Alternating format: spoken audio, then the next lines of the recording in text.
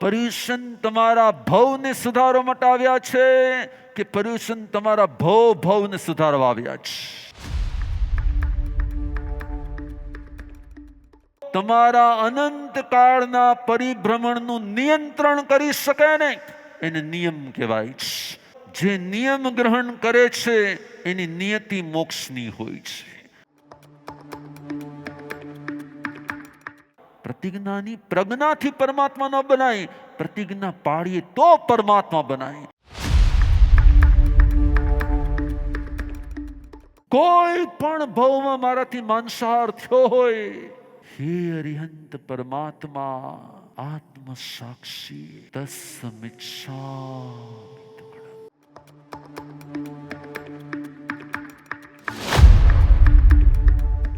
જેના ભાવ વિશુદ્ધ થાય છે એના ભવ વિશુદ્ધ થાય છે.